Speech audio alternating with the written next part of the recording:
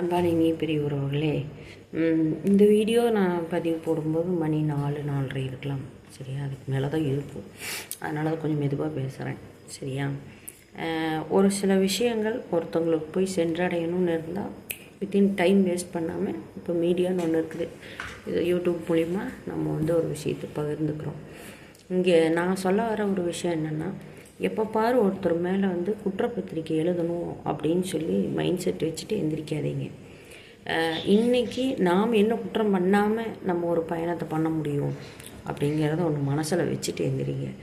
ரெண்டாவது, உங்கள் ஆள் மனசோ அல்லது உங்களோட திங்கிங்கோ யாரையாவது திட்டிகிட்டே இருந்தது, அல்லது எனக்கு இவங்க இப்படி ஏமாற்றிட்டாங்க, எனக்கு இப்படி பண்ணிட்டாங்க அப்படின்னு சொல்லி ரொம்ப நிறைய பேர்த்துக்கு இந்த டிஸ்டர்பன்ஸ் வருது. இதனுடைய எண்டு கார்டு என்ன தெரியுமா? கேன்சர் தான் வரும். ஏன்னா எனக்கு சில பிரச்சனைகள்லாம் இருந்து அதுலேருந்து வெளியே வந்ததுனால உங்களுக்கு அதனுடைய விளைவுகளை பற்றி சொல்கிறேன். எனக்கு காரணமே இல்லாமல் எனக்கு முடிஞ்சு போன சில விஷயங்கள்லாம் என் தாட்டுக்கு ரொம்ப வந்து எப்பப்போ இப்படி கண் முழிச்சாலே நம்மளுக்கு ஐயோ எனக்கு இவங்க இப்படி துரோகம் பண்ணிட்டாங்க, எனக்கு இப்படி பண்ணிட்டாங்க, இவங்களெல்லாம் கடவுள் தண்டிக்க மாட்டாங்களா அப்படின்னு சொல்லி நம்மளுக்கு அப்படியே டோட்டலாக வயிறு வாயெல்லாம் வேகும். என்னன்னு கேட்டால், நம்மளுக்கு அந்த மனசில் அந்த அடிபட்ட காயங்களுடைய தழும்பை பார்க்கும்போதெல்லாம் நம்மளுக்கு நிறைய விஷயங்கள் தோணும். ஆனால் இது என்ன செய்யுது தெரியுமா? நம்ம அந்த பேச்சை நம்ம இன்க்ரீஸ் பண்ண அந்த தழும்புக்குள்ளே சீப்பிடிக்க ஆரம்பிச்சிடும். என்னடா இப்படி சொல்கிறேன்னு நினைக்காதீங்க. அதனால் அந்த மாதிரி திங்கிங் வரும்போது ரொம்ப அந்த திங்கிங்கை அழுத்தாதீங்க. ரொம்ப ப்ரெஷராக அதை பற்றி ரொம்ப இது பண்ணிக்காதீங்க. என்னடா உங்களுக்கு ஆறுதுங்கிறதுக்காக அப்படி சொல்கிறீங்களான்னு கேட்காதீங்க. எந்த கோபமுமே மாறாது, அதை அப்படியே வச்சுக்குங்க. ஒரு கட்டத்துக்கு மேலே நீங்கள் என்ன யோசிங்கன்னா, இப்போ அவங்க ஏமாத்துனதோ, அவங்க வாங்கினதோ, அவங்க செஞ்சதோ நம்மளை தாண்டி கிராஸ் பண்ணி போயிடுச்சு. நம்ம அந்த ஏமாற்றத்துக்குள்ளேருந்து புரிஞ்சுக்கிட்டு வெளியில் வந்துட்டோம். அதுக்கு தான் அந்த அனுபவம்னு ஒன்று வந்திருக்கு.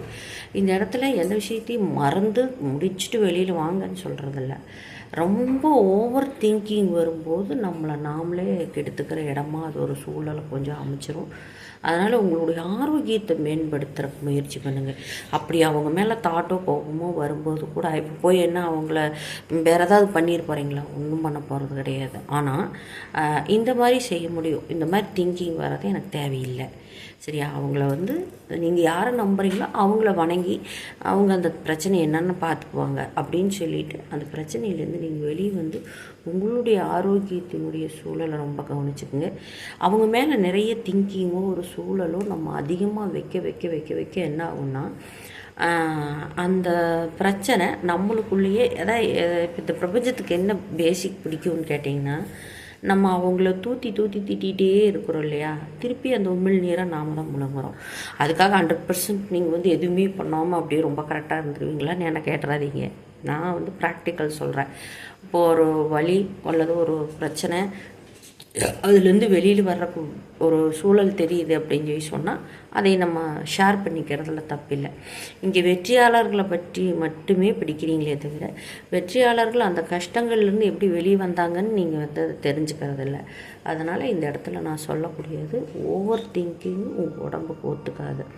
ஓவர் திங்கிங் வரும்போது நீங்கள் கண்டிப்பாக பெரிய ஸ்தலங்கள், கோவில்கள், நிறைய ஆளுங்க கூடுற இடம், அல்லது ரொம்ப விஸ்தாரமாக அமைதியாக அழகாக அந்த பொன்னூஞ்சலெல்லாம் ஆடுற மாதிரி இறைவன் இருக்கிற இடம், இந்த மாதிரி இடங்களுக்கெல்லாம் நீங்கள் போய் ஒரு உங்கள் மனசை ரிலாக்ஸ் பண்ணிக்கோங்க.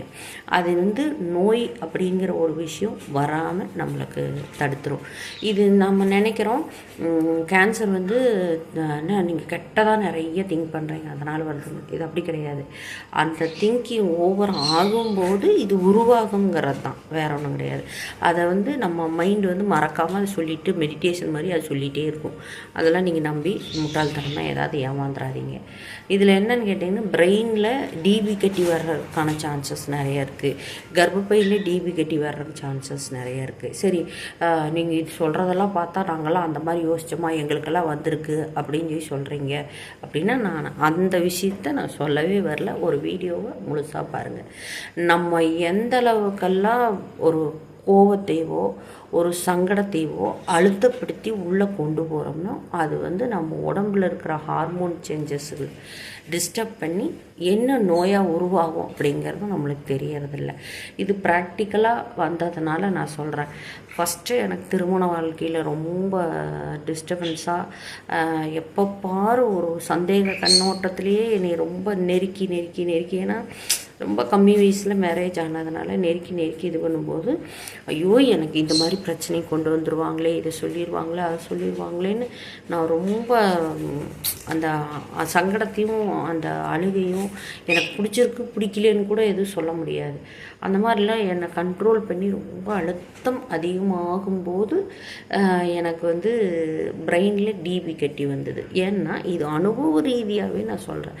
எப்படி ஆரோக்கியமாக இருந்து தான் என்னை மேரேஜ் பண்ணி கொடுத்தாங்க, எல்லாமே பண்ணாங்க. ஏன் திடீர்னு எனக்கு அப்படி வந்ததுன்னா ஜீன் வழியாக வருதா அப்படின்னு கேட்டாக்கா அது வர நோய்கள் வேறு இருந்தாலும் சில நோய்கள் உற்பத்தி ஆகிறதுக்கு நம்ம உடம்பும் நம்ம திங்கிங்குமே காரணமாயிடும்.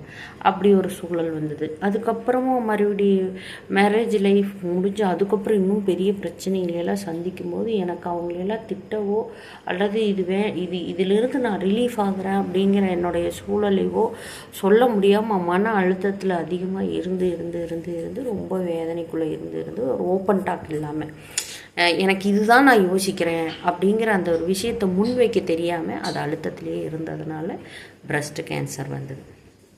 இல்லை அப்பாவுக்கு இருந்தது, தாத்தாவுக்கு இருந்தது வந்தது அப்படின்னா சேம் அதே திங்கிங் நம்மளுக்கு அதிகமாக ஹார்மோனில் தூண்டப்பட்டு திங்கிங் பண்ணுறோம்.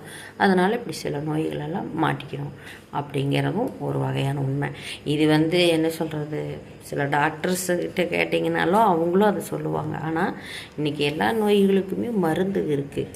ஆனால் நோய் வந்தாலும் பார்த்துக்கிறதுக்கு ஒரு விஷயம் இருந்தாலும் வராமல் தடுக்கிறதுக்கு இந்த மாதிரி ஒரு வெளியில் பயணிக்கிறது, கொஞ்சம் ஒரு கோயில் தலங்களுக்கு போகிறது, கொஞ்சம் விஸ்தாரமான இடங்களுக்கு போகிறது, காலையில் நல்லா என்ன சொல்கிறது இயற்கை காற்றோடு அப்படி நடக்கிறது, இதெல்லாம் வந்து உங்களுக்கு பெனிஃபிட்டான ஒரு வாழ்க்கை கொடுக்கும் அப்படின்னு நான் நினைக்கிறேன். நம்மளுக்கு உடம்புக்கு ஒரு வியாதி வர்றது பெருசு இல்லைங்க.